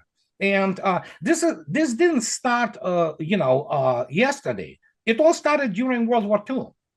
And I example today, well, people don't forget, they forgot. The United States is completely oblivious, population mostly, about the fact that actually tomorrow will be celebration of the D-Day. What many people do not understand, D-Day wouldn't have happened if not the consultations of allies with Red Army, with Stalin in 1943, which was the final decision was made during Tehran conference in November 43. And that Russians, said, yes, we're gonna attack, once you begin to the landing, we're gonna attack, thus drawing, German forces away from the Western Front, theater of operations. And that's what Russians did. They launched on 22nd of June, Operation Bagration, which completely demolished everything. I mean, Army Group Center, 500,000 of Germans through the German Wehrmacht basically written off, and enormous amount of the equipment. It was larger in sense than Stalingrad, So, and it was largest offensive operation in the history. And already then they started making doubts, doubting that what Russians were saying. So that is why in July, Stalin ordered parades of the captured Germans. There were 57,000 of them marched in Moscow for public to see. Then there were about other 50,000 marched in Minsk and Kiev. So, and that was to demonstrate not to Soviet population, which of course was privy to this, and it all made their, documentary reels. It was to demonstrate to Western allies that, guys, you better face the reality of the scale and scope of the operations on the Eastern Front before you begin to doubt. Well, guess what? Since 1940s, they are rewriting the history of the World War II. So there you go. What are you going to learn when your whole history is confabulated or written by the Wehrmacht and SS generals, which United States imported in, industrial quantities, and they just, trained them, so to speak. Ask Douglas MacGregor if he will ever agree to talk about it. He was influenced by Germans and Wehrmacht and Bundeswehr. And he bought, and he swallowed hook, line, and sinker all those fairy tales and mythology which they were, providing for the United States. In United States field manuals, its strategic concepts, offensive concepts, have been shaped by Wehrmacht generals. And that's what it is. So guess what? You're probably not going to learn much from the guys who lost the war catastrophically. And Red Army ended up in Berlin. Yet here we are. They learned from wrong people, let me tell you. We've learned that Biden is officially allowing Ukrainians to use the weapons of NATO and United States and attack Russia directly inside Russia. And there is an article in CNN that it says the military analysts in CNN, they're talking about these type of actions. There would be no outcome if they do this. Why? Even the analysts in CNN, they're believing that there is no outcome for these type of actions. But when it comes to the Biden administration and this decision, in your opinion, why they're seeking by officially announcing that they're allowing Ukrainians to attack Russia inside Russia, if there would be no outcome, no game changer in this type of behavior? PR, they need to panic and desperation. They're recycling same old again. You remember, it's just Russians have been catching the Storm Shadow and Scalps and attackams over Russian cities since October 2023, non-stop. I mean, every day there's some shooting down HIMARS, they're shooting down attackams, they're shooting down Scalps and all that. So what's the news? The news are United States elite, being absolutely useless, having no useful skills in life, be that fighting the war or run the serious economic programs and things of this nature. The only thing they can do is PR. That's the only way it is, because the whole thing is tied to actually donor class and their necessity to be reelected. So, considering the fact that today there are another 1,700 of Ukrainians are killed and wounded, by Russians. So what's left? And they understand that NATO is defeated. Because if they want to try the war, sure, let them try it. You see what's going to happen. They have only PR. They need to recycle those statements. Those how to put it politely, grandiose statement. We allowed. Okay, yeah, sure, it's been happening now for 8 months. So yeah, what's the news? And the news are strictly for domestic consumption. Period. So, and Russians are already openly today again. One of their deputy foreign ministers came out again and said, "What's the news? They've been doing this like forever, So, and it's like, to keep people of the United States in in a proper shape, to have them excited and go vote for Biden and Democratic Party on, and that's pretty much it. There's nothing more to it.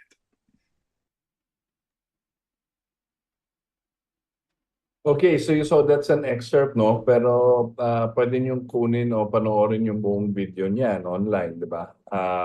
May mga detalye naman si Ver. Ver can post it on our Facebook sa Messenger or the comment section kung ano yung mga links sa video sa mga to. So you pwedeng panoorin as a whole. So these are the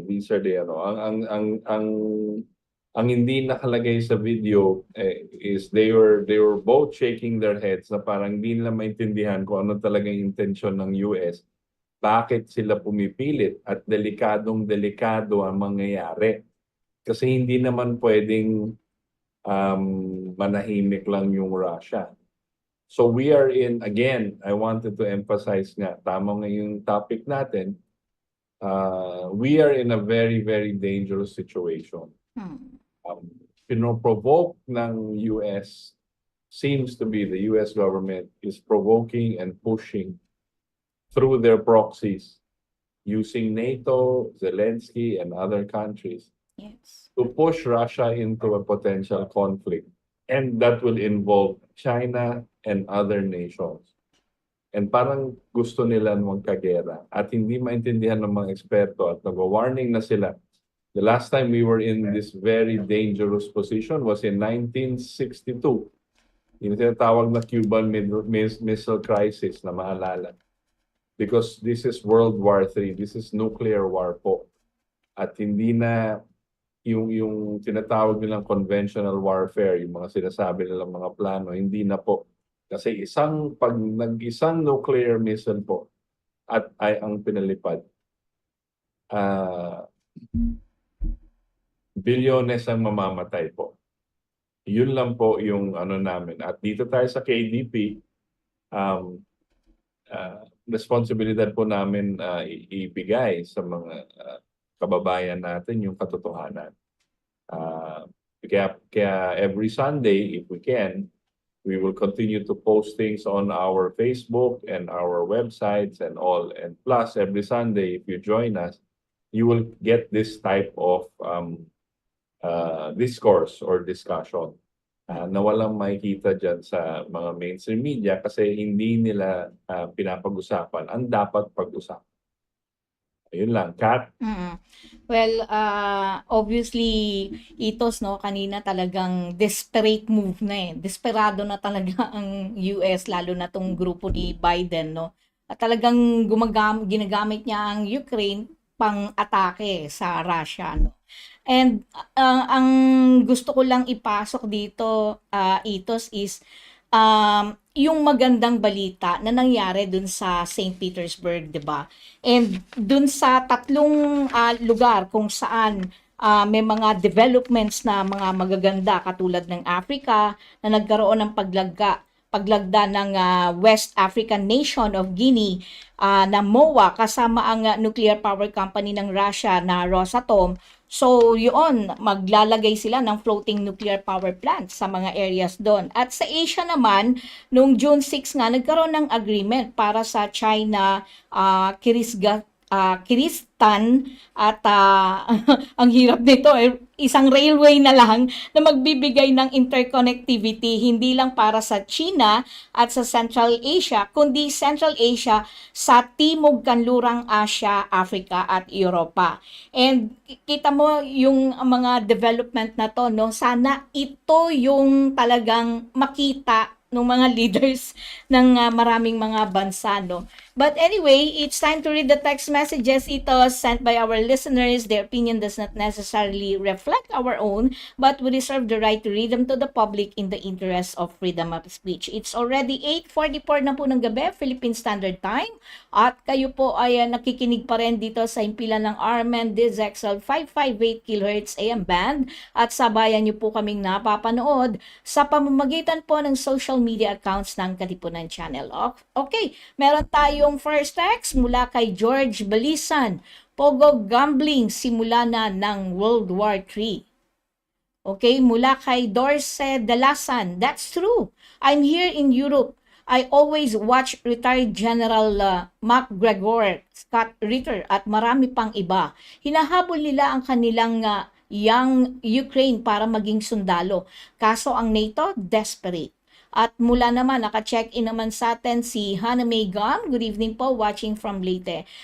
Always pray. At sabi ni Dennis Estebal, gamit na gamit ng US ang mainstream media natin. Sabi ni Joe Bederio, magandang gabi po Ma'am Cathy, Sir Itos, mabuhay po, watching from Jeddah. Thank you po Mang Joe. At sabi pa rin ni Dalasan, watch also Geopolitics by Ben Norton, one also of the best researchers.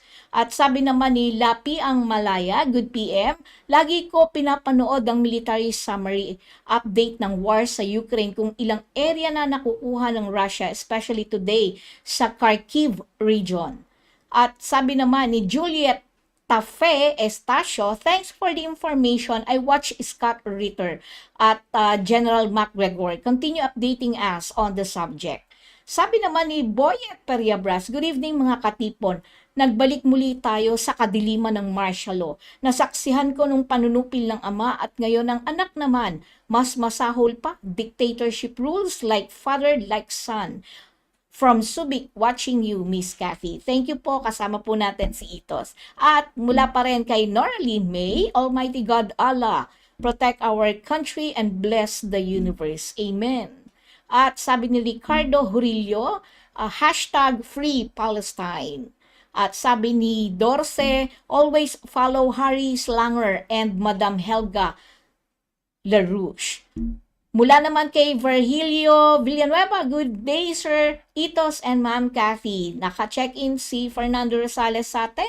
At sabi ni Joet Garcia, Ukrainian must choose peace now. Trump must win this year. BBM must resign ASAP. Install VP Sara, no to war. Peace and economic stability for humanity. Sabi naman ni Gregorio Tigon, hashtag no to war. At mula naman kay Ferdinand Bedua, Judge Napolitano, Scott Ritter, Colonel Douglas MacGregor, Larry Johnson, Ray McGovern, Danny Haipung. Yan. Parang bitin yung ano kanya. Anyway, mula naman kay Lynn Motas Sarco, watching from Bacolod City. Thank you po, Ma'am Lynn. At sabi ni Fernando, NATO's existence is to suppress the rise of Russia Cold War. Communism and democracy were made by British Empire to be subjected to fascism and Nazism. Ano po ba ang nuclear protocol na yan? Pag may nuclear war, every nation may designated na nuclear warhead na ta-target. That is why they say it's the end of humanity. Warsaw Pact was hijacked by the British Empire. Okay. Mula naman kay Joet Garcia, Ukraine is being used as a litmus test. At sabi naman ni Glenn Buwan, Russian flotilla of Navy ships including nuclear subs are bound for Cuba. What then? At sabi naman ni Dennis Estabal, parang kayo lang ang nakakaintindi ng danger ng nuclear war at nuclear fallout. Yung mga mainstream media at gobyerno natin nagpo-provoke pa na magkagera versus China. Okay, yan po ang ilan sa mga texters and comments natin mula sa ating mga social media accounts. Maraming salamat po sa lahat po ng mga nagko-comment po sa atin, and please continue sharing, liking, and of course spread the news at yung totoo pong mga balita at paano po natin dapat tignan ang iba't ibang nangyayari sa mundo. Okay, Itos, para sa parting message natin, it's already 8:49 na po ng gabi. Alright, thank you Cathy at thank you sa mga commenters and patuloy lang po tayo na sumabaybay, tama ba 'yon? Yes. On the developments, no? Kasi wala po tayong makukuha dito sa mainstream. Sinasabi ko na sa iyo, lahat ng channel dito na broadcast at yung radio and yung newspaper po. Wala pa kayong makukuhang any significant development. Marami dyan propaganda po na sinasabi sa kanila, ito lang ilalabas nyo. Okay? Local and international. So, but because you have YouTube, you have Rumble, you have Twitter, yung na nakabanggit na mga pangalan, tama po yun. Sinusundan ko rin yung mga yon. Douglas McGregor and all of those guys. Matatalino po yung mga yon. Tapos very, very credentialed. Yan ang mga eksperto. Yan ang totoong eksperto na dapat ikonsulta. Okay? So, they are also very sane. Ibig sabihin, hindi sila tanga na gusto magkagera. Okay? Kung alam nyo lang yung mga interviews dyan, honestly, pinagtatawanan na nangyayari sa, hindi naman pinagtatawanan, pero parang nag-ano sila na natatawa sa mga issue ng ginagawa natin against China. Alam po nila ang China. Alam po nila yung capabilities ng war ng China. At parang naguguluhan sila sa Pilipino at yung liderato natin na ginagawang malaki yung maliit na bagay at tila parang sumusunod. Alam nila po, yung mga ekspertong yan, na sumusunod tayo sa gusto ng administrasyong Biden at yung mga nagko-control sa kanya. Yun ang komento nila. At hindi sila natatakot sa China kasi alam nila yung China ayaw maggera. Same thing sa Russia po. Pero pinopoke natin, sinasabi lang poke the bear, the Russian bear. Nagagalit na eh. Isa pang narinig niyo po yung sinabi ni Biden sa interview. Una-una, mukha na siyang matanda na at medyo ulyanin na. Tapos siya yung mag-i-in charge ng nuclear protocol ng US. Di ba delikado yun? Di ba? Sabi niya kanina, yung sinabi ko naman, hindi naman sa loob ng Russia, hindi naman yung capital city, diyan lang sa mga probinsya ng Russia pwede natin tirahin. Imagine, sinabi ng US President yon. Para mo sinabing, sige, hindi naman Manila o Cebu titirahin namin. Yung lang, yung mga Palawan or mga General Santos. Ganun ang lumalabas noon. Imagine, galing sa bibig ng isang nuclear power ng US. Ganun ka parang wala ng pag-iisip tong ginagawa nila. So we need to keep abreast of the situation, the real issues. We need to prepare. We need to tell our leaders, hopefully if some of them are watching this, we need to prepare. There is a real danger of World War III. we need to prepare. We need to save as much. Prepare for that situation where nagka-blockade, walang pagkain na papasok sa Pilipinas. Anong gagawin? Anong programa nyo? Yes. Paano kung walang angkat ng oil? Kasi hindi na pwedeng gumalaw. Kasi may gera na sa buong mundo. Paano yung pagkain natin? Yung ini-import natin, number 1 importer ng bigas tayo. Anong programa nyo? Hindi naman bukas magkakabigas eh. Magkakakanin ng tao, may mamamatay ng tao. Paano yung mga gamot? Di ba ho? So, again, kung ako yung leader, ako yung in control, o ako yung leader ng isang bansa. So bansa natin, i-invoke ko na yung Article 12 because we need to take control of our basic utilities which affect all prices of all commodities in order to save as much Filipino lives in the coming period. Because the way it's looking, it does not look good for any country, and we have to prepare. Yun lang po. Thank you for joining us tonight.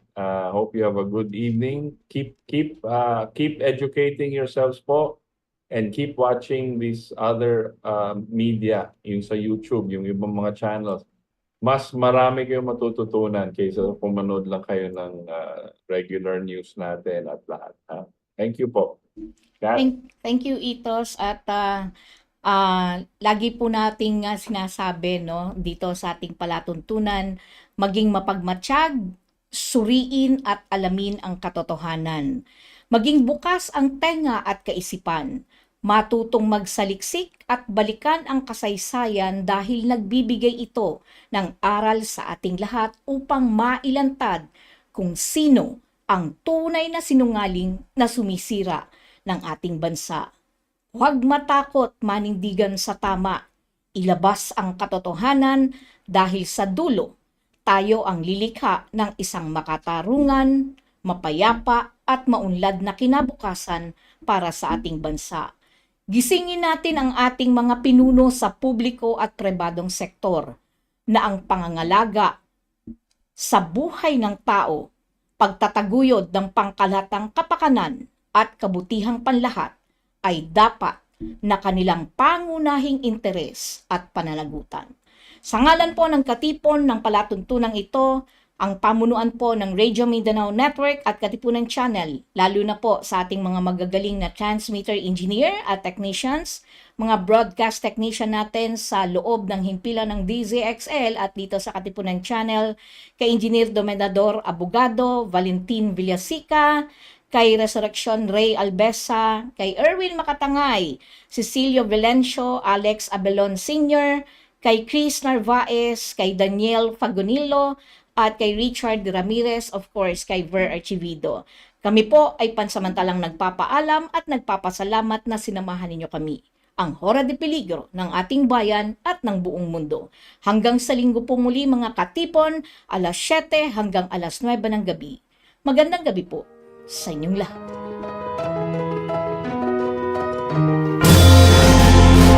Inyong napakinggan si Itos Valdes kasama si Cathy Cruz at iba pang katipon na nakilahok sa talakayan.